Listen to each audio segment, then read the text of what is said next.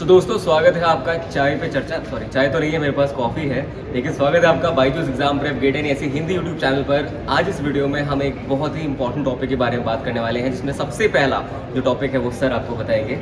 दोस्तों ये पूरा वीडियो होने वाला है थर्ड ईयर स्टूडेंट्स के रिलेटेड, क्योंकि गेट थर्ड ईयर के स्टूडेंट्स भी पिछले 2 साल से दे सकते हैं। 3 पॉइंट हम डिस्कस करेंगे। पहला पॉइंट होगा कि थर्ड ईयर वाले बच्चों को कितना सिलेबस कवर करना चाहिए, क्या उनको पार्शियल सिलेबस कवर करके गेट एग्जाम लिखना है या पूरा सिलेबस करना है और फिर गेट लिखना है, उस पर डिस्कस करेंगे। एक तो दूसरा जो पॉइंट है, बहुत सारे स्टूडेंट ऐसे होते हैं जो ये जानने की कोशिश करते हैं कि थर्ड ईयर में ही अगर हम गेट का एग्जाम दें तो उसका क्या बेनिफिट है। तो वो भी इस वीडियो में हम डिस्कस करेंगे कि थर्ड ईयर में ही अगर आप गेट में अच्छी रैंक ले आते हो तो उसका क्या क्या आपको बेनिफिट होने वाले हैं। और आखिरी और तीसरा इंपॉर्टेंट पॉइंट कि अभी अगस्त चल रहा है, नवंबर दिसंबर में आपका सेमेस्टर एग्जाम स्टार्ट होगा, तो किस तरह से आप अपनी गेट की प्रिपरेशन और अपने सेमेस्टर एग्जाम की प्रिपरेशन को साइड बाय साइड लेकर के चल सकते हैं। तो दोस्तों हमारा पहला पॉइंट था कि आपकी स्ट्रेटेजी क्या होनी चाहिए। अब भाई आज की डेट है, मैं बता देता हूँ ऐसी आपको 23 अगस्त, पर ये वीडियो आप सितंबर, अक्टूबर, नवंबर, दिसंबर, मार्च, अप्रैल कभी भी देख सकते हैं। तो हम बच्चों को डिवाइड कर रहे हैं 3 पार्ट्स में। यदि आपका एग्जाम 9 से 10 महीने बाद है, आपका थर्ड ईयर वाला अटेम्प्ट, आशु सर उसके बारे में बताएंगे। अगर आपका एग्जाम जब भी ये वीडियो आप देख रहे हैं उस समय के बाद आपका जो थर्ड ईयर वाला अटेम्प्ट है वो 5 या 6 महीने बाद है, तो जोशी सर आपको बताएंगे। और वो सारे चैंपियंस जो ये वीडियो देख रहे हैं उनका थर्ड ईयर अटेम्प्ट 2 महीने बाद है, तो फिर मैं उनको बताऊंगा। तो सर तो देखिए दोस्तों, अगर आपके पास इनफ टाइम है, अगर आपके पास 9 से 10 महीने का समय है और आप उसके बाद अगर गेट के एग्ज़ाम को आप टारगेट कर रहे हो तो आपके पास इनफ टाइम है। मुझे लगता है कि आपको फोकस करना चाहिए अपने बेसिक्स के ऊपर, अपने बेसिक सब्जेक्ट को स्ट्रॉन्ग बनाइए, क्योंकि अगर आप बेसिक सब्जेक्ट, क्योंकि सबसे ज़्यादा जो दिक्कत आती है स्टूडेंट को वो बेसिक्स में आती है। ज़्यादातर स्टूडेंट को ये लगता है कि कोर वाला जो पार्ट है वो बड़ा इंपॉर्टेंट है, बट कोर को भी बच्चा तभी समझ पाएगा जब उसका बेसिक वाला पार्ट बहुत स्ट्रॉन्ग होगा। और जब आपके पास समय कम होता है तो आप हड़बड़ाहट में उस पार्ट को जल्दबाजी में करते हो और उसमें आपको कॉन्फिडेंस नहीं बन पाता है, तो फिर आपको टारगेटेड होना पड़ता है कि भाई किस तरह के क्वेश्चंस आपसे पूछे जाते हैं, उस वे में आपको आना पड़ता है। लेकिन अगर आपके पास 9-10 मंथ्स हैं तो अभी आप कोशिश कीजिए कि बेसिक सब्जेक्ट से स्टार्ट किया जाए, उनको पहले स्ट्रॉन्ग किया जाए। जो फाउंडेशन है आपका वो आपको मजबूत करना है आपको, और उसके बाद जो है फिर आपको एडवांस पे आना है। थोड़ा समय दीजिए, बेसिक्स पे थोड़ा ज़्यादा समय दीजिए, अप्रोक्सीमेटली 4 से 5 महीने बेसिक सब्जेक्ट पे दीजिए, और उसके बाद जो बाकी के जो 4 से 5 महीने हैं वो कोर सब्जेक्ट्स के ऊपर आप डिवोट कीजिए। जी सर। सो ऐसा हो सकता है कि आप लोगों ने इनिशियली सोचा होगा कि आप किसी पर्टिकुलर एग्जाम की प्रिपरेशन करेंगे, बट बीच में जाकर के आपको रियलाइज़ होता है कि नहीं, गेट आपके लिए सही चॉइस है। तो मान लेते हैं कि आपके पास उस डिसीजन को लेने के बाद 6 महीने या 5 महीने बचते हैं, तो आप कैसे डील कर सकते हैं पूरे सिलेबस के साथ। सबसे पहले एक चीज़ याद रखिएगा कि 2 चीज़ें ऐसी हैं, चाहे आप जो भी ब्रांच से एग्जाम देंगे, जो आएंगी, एंड दैट इज़ आपका मैथमेटिक्स और आपका एप्टीट्यूड। इसको आपको सबसे पहले तो रेगुलर प्रैक्टिस में लेके आना है, क्योंकि ये एक ऐसी चीज़ है जिसको आप प्रैक्टिस से ही कर सकते हो, उसको रट नहीं सकते। तो आपको रेगुलर प्रैक्टिस रखनी है अपनी मैथ्स और एप्टीट्यूड की। उसके बाद बचते हैं आपके हाईली वेटेड सब्जेक्ट, जिस पे आपको फोकस देना है। अगर आप ध्यान से देखोगे तो आपको जो सब्जेक्ट्स हैं वो आप बाइफरकेट कर सकते हो। ऐसे सब्जेक्ट्स होंगे जिनमें आपको पढ़ना ज़्यादा है पर वो आपको मार्क्स कम देते हैं, या फिर पढ़ना बहुत कम है और मार्क्स ज़्यादा देते हैं। हर ब्रांच में ऐसे सब्जेक्ट्स होते हैं। कुछ सब्जेक्ट बहुत बड़े होंगे और आपको मार्क्स भी ज़्यादा देंगे, तो आपको ऐसे सब्जेक्ट पे ज़्यादा फोकस करना है जो बड़े हैं, आपको मार्क्स भी ज़्यादा दें, और ऐसे सब्जेक्ट्स जो आपको कम पढ़ने पे ज़्यादा मार्क्स दें। तो आपका टारगेट होना चाहिए स्मार्ट स्टडी पे, ना कि हार्ड वर्क पे। सर दोस्तों अब आते हैं सारे चैंपियंस पर, जिनका जब भी वो ये वीडियो देख रहे हैं उसके 2 महीने बाद उनका गेट का एग्ज़ाम है। सबसे पहले जो सर की तरह या सर जिन स्टूडेंट्स को रिप्रेजेंट कर रहे हैं उनसे बिल्कुल भी डिमोटिवेट मत होना। आप ये भी सोच सकते हो कि सिर्फ 2 महीने बचे हैं, और आप ये भी सोच सकते हो कि जब असली में बच्चा गेट का एग्ज़ाम देता है ना, तो मेजॉरिटी ऑफ बच्चे उसमें 4th ईयर ड्रॉप आउट या जॉब वाले होते हैं। थर्ड ईयर वाले 20 या 25% हो गए, बाकी मैक्सिमम 75-85% या तो 4th वाले या ड्रॉप वाले या जॉब वाले बच्चे होते हैं। राइट।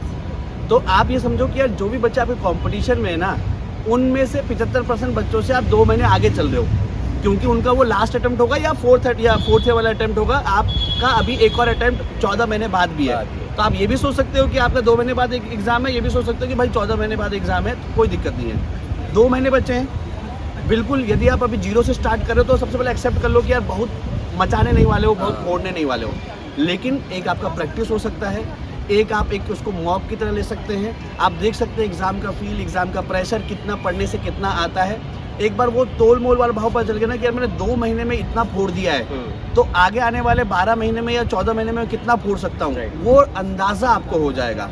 ठीक है, और जब 4th ईयर में इस अंदाजे का आप यूज करोगे दोस्तों, तो दुनिया की कोई ताकत आपको रैंक फोड़ने से नहीं रोक सकती है। नहीं, आप 2 महीने में सर ऐसा भी कर सकते हैं कि टारगेट एक छोटा सा बना सकते हाँ, हैं। टारगेट छोटा सा बना लो। छोटा सा टारगेट और उसको अचीव कीजिए, वो कॉन्फिडेंस बिल्डअप करेगा। हाँ, आपको पता चल जाएगा कि यार इतने मार्क्स मैंने 2 महीने में कर लिए, तो मैं 10 महीने में कितना मार्क्स ला सकता हूँ, 12 महीने में कितना ला सकता हूँ। आप बेसिकली 4th ईयर में जो आपके ऊपर बर्डन आने वाला है उसको कम कर सकते हो 2 महीने में ऑलरेडी जो काम है वो करके। और इतना मैं ईमानदारी से बताऊँ ना, 2 महीने में अगर सिंसियरली आपने पढ़ लिया ना, तो कट ऑफ तो आराम से क्लियर करोगे आप। तो दोस्तों, सारे 3rd ईयर के स्टूडेंट्स, हमारा दूसरा पॉइंट था कि गेट 3rd ईयर देने में फ़ायदा क्या है। तो दोस्तों, क्योंकि आप जानते हैं कि गेट का स्कोर 3 साल तक वैलिड है, 3rd ईयर में आपने मान लो फोड़ दिया, तो आप एडमिशन तो नहीं ले सकते भाई, 4th ईयर आपको कंप्लीट करना पड़ेगा, तभी आप एमटेक में जा सकते हैं। लेकिन उस समय आप, क्योंकि आपका स्कोर 3 साल तक वैलिड है, तो 4th ईयर कंप्लीट करने के बाद नेक्स्ट 2 ईयर्स तक वो स्कोर का आप कहीं भी यूटिलाइज कर सकते हैं। फॉर एमटेक पीएसयू का कभी कभी क्या होता है कि 2024 में कोई वैकेंसी आई, तो कभी कभी कहता है कि भाई मैं 2024 के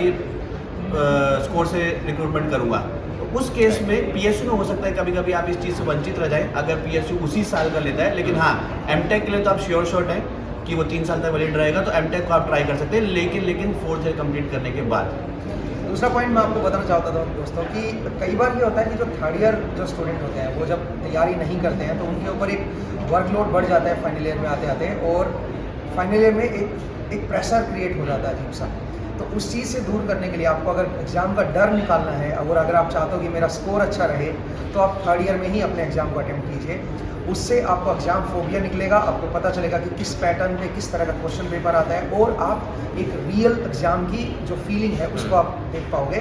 तो ये भी एक प्लस पॉइंट है 3rd ईयर में एग्ज़ाम देने का। Right sir. और गेट एग्जाम में जो सिलेबस है वो आपका बीटेक में जो सब्जेक्ट्स है वही है, तो इवेंचुअली जब आप 4th ईयर में जाएंगे और आपकी कंपनीज आएंगी प्लेसमेंट के लिए, उसमें नॉन कोर और कोर कंपनीज दोनों आने वाली हैं। तो नॉन कोर में तो वैसे भी फ़ायदा नुकसान सब कुछ देख नहीं सकते आप, लेकिन जो कोर कंपनीज आएंगी उसमें आपको एक अपर हैंड मिलेगा अपने सारे जो फैलोमेट्स हैं उनके कंपेरिजन में। तो ये काफ़ी बड़ा फ़ायदा है, जहाँ पे आपका टेक्निकल नॉलेज काफ़ी स्ट्रॉन्ग हो जाता है अगर आप गेट की प्रिपरेशन करते हैं और प्लेसमेंट में जाकर के अपीयर होते हैं। दोस्तों, आप जब क्रिकेट खेलते होंगे ना, और नो बॉल हो गई मान लो, तो फ्री हिट खेलने में बड़ा मजा आता होगा। हाँ। बाहर जहाँ मारना है मारो, छक्का चौका एज, आउट होने का नहीं है। उसी तरीके से 3rd ईयर में आपने गेट अच्छा कर दिया ना, तो 4th ईयर आप एकदम फ्री हिट की तरह खेल रहे खेल सकते हैं। राइट। अभी चल रहा है अगस्त का महीना, दिसंबर या नवंबर में ही ज्यादातर कॉलेजेस के या यूनिवर्सिटीज के सेमेस्टर एग्जाम होने वाले हैं। जब आप अगर ऑब्वियसली आप अगर 3rd ईयर में हैं, तो आपके सामने एक वहां पर चॉइस लेने वाला मोमेंट बनेगा। एक, या तो आप अपने गेट की प्रिपरेशन करें, और याद रखिएगा कि गेट का एग्जाम सिर्फ 1 महीना और दूर होगा वहां से, तो आपको और भी विग्रेस और भी ज्यादा टाइम स्पेंड करना पड़ेगा आपकी प्रिपरेशन पर। तो आपके सामने होंगे 2 ऑप्शन, या तो आप सेमेस्टर एग्जाम पर ध्यान देंगे या फिर आप गेट की प्रिपरेशन पर ध्यान देंगे, और याद रखिएगा दोनों ही बहुत इंपॉर्टेंट है। तो चलिए जानते हैं कि इस चॉइस को आप कैसे इजी बना सकते हैं। तो चलते हैं आशु सर के पास। तो दोस्तों, जैसा कि आप जानते हो कि इवन हमारे साथ भी यही होता था कि जब आप सेमेस्टर के एग्जाम का जब नज़दीक आते थे, तो हम क्या करते थे कि लास्ट के जो 5-7 डेज होते थे उनमें हम इतनी ज़्यादा मेहनत करते थे कि उन्हीं को बस सारे दिन रात उस पर लग के और रट्टा मार के और हम एग्जाम लिख देते थे। ये एक अच्छा तरीका बिल्कुल नहीं होने वाला है, बिकॉज अगर आप पूरी तरह से उसमें इन्वॉल्व हो जाओगे तो नेगी सर बताएंगे आपको क्या होने वाला है। बट मैं आपको बता दूं, अगर आप उस चीज से बचना चाहते हो, अगर आप चाहते हो कि आपको प्रेशर ना हो और साथ साथ गेट का एग्जाम भी आपका साथ साथ तैयारी चलती रहे, तो आपको ये करना है कि अभी से थोड़ा थोड़ा आप सेमेस्टर पे भी ध्यान दीजिए। अभी से अगर आप थोड़ा थोड़ा करोगे तो लास्ट में आके आपको बिल्कुल ऐसा नहीं लगेगा कि मुझे सेमेस्टर के लिए पूरी तरह से इन्वॉल्व होना है। तो मेक श्योर कि अभी आपको डेली 1 घंटा 2 घंटा रोज आपको निकालना है सेमेस्टर के लिए भी, और साथ साथ गेट का जो एग्जाम है उसके लिए आपको तैयारी साथ साथ करनी है। नेगी सर बाकी बताएंगे। तो दोस्तों, दोनों सर ने बहुत हद तक आपकी जो अड़चन थी या प्रॉब्लम थी उसको सॉल्व कर ही दिया है। देखो, सब इंजीनियर हैं, हम तीनों भी जो वीडियो रिकॉर्ड कर रहे हैं वो भी मैकेनिकल इंजीनियर हैं, और आप सब भी जो वीडियो देख रहे हैं, हम सबको पता है कि जब हम बीटेक एग्जाम के सेमेस्टर एग्जाम पढ़ते हैं तो मैक्सिमम बच्चे आखिरी के 1 दिन या 2 दिन या 3 दिन ही पढ़ते हैं। ऐसा नहीं है कि लगातार 6 महीने पढ़ते हैं, ऑल्दो पढ़ना चाहिए, पर ऐसा हमारे टेंडेंसी में नहीं होता है। तो आप अगर गेट की प्रिपरेशन कर रहे हैं और सेमेस्टर के, देखो 1 दिन एग्जाम 1 दिन होगा, लेकिन बहुत सारे सब्जेक्ट्स होंगे, प्रैक्टिकल्स भी होंगे, तो पूरा फेज मान रहा हूँ कि 15 से 18 दिन का होगा। उस पूरे फेज में अगर आप गेट के प्रिपरेशन को अपना स्टॉप दे देते हैं तो हो सकता है कि जब आप बाद में कंटिन्यू करें तो आप उस लय में ना आ पाए, है ना। जैसे होता है ना कि एक बार बैट्समैन खेल रहा है एक सब कॉन्टिनेंटल पिच में, जैसे ही वो साउथ अफ्रीका वाले पिच में गया था उसको स्विंग से थोड़ा सा डर लगता है, राइट। है ना। तो उस तरीके से हो सकता है कि आप थोड़ा सा लय से हट जाएं, तो आप जो लास्ट दिन पढ़ते थे ना उससे थोड़ा पहले पढ़ने लग जाइए, ताकि आपको लास्ट दिन या हर दिन उतना प्रेशर ना हो। और साइमल्टेनियसली 1 घंटे 2 घंटे फॉर्मूला रिवाइज कर लो, 10 क्वेश्चन लगा लो किसी सब्जेक्ट के, तो वो मतलब बहुत समय नहीं लगने वाला यार। 10 क्वेश्चन लगाने के लिए आपको कितना चाहिए, 1 घंटा चाहिए मैक्सिमम। 1 घंटा आप लगा सकते हो। आप आखिरी दिन पढ़ते हो ना एग्जाम के लिए, आप 2 दिन पहले पढ़ने लग जाओ, 3 दिन पहले पढ़ने लग जाओ, तो हर रोज आप 1 घंटा एक्स्ट्रा निकाल लोगे। और उससे आप जब लास्ट में एग्जाम खत्म होने के बाद गेट को वापस से कंटिन्यू करोगे ना, तो आपको ऐसा नहीं लगेगा कि कुछ अलग से कंटिन्यू कर रहे हैं। तो 1 घंटा कोई बहुत बड़ा चीज नहीं मांग रहे हैं आपसे, या बहुत बड़ी चीज सजेस्ट नहीं कर रहे हैं, वो फिजिबल है। उम्मीद करता हूँ आप सब उसको करेंगे भी।